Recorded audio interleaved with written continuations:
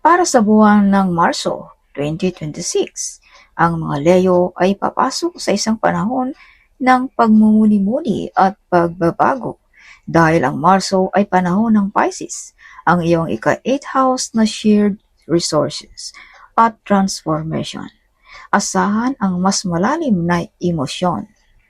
Narito ang hula para sa iyong career, pag-ibig at swerte. Career at financial. Focus sa pera. Magiging sentro ng iyong atensyon ang mga joint accounts, utang o investments. Magandang panahon ito para ayusin ang mga papilis o humingi ng payo tungkol sa insurance at taxes. Collaboration. May tsansang makakuha ng suporta mula sa ibang tao para sa iyong mga proyekto. Huwag matakot at mag-delegate ng trabaho. Pag-ibig at relasyon, deep connection. Kung ikaw ay may partner, mas magiging seryoso at intimate ang iyong usapan.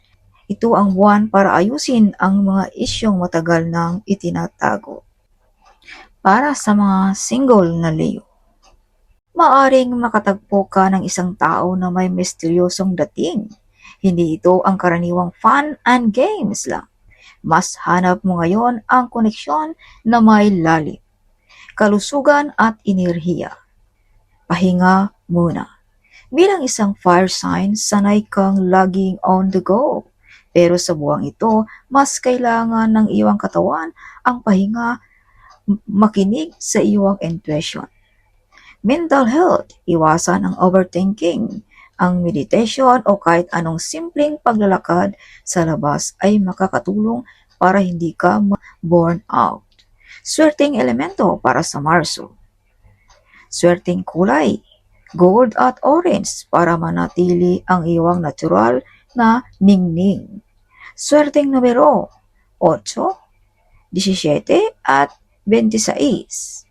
Beast Day, Linggo. Paalala, ang mga bituin ay gabay lamang. Ikaw pa rin ang may hawak ng manobela ng iyong buhay, Leo.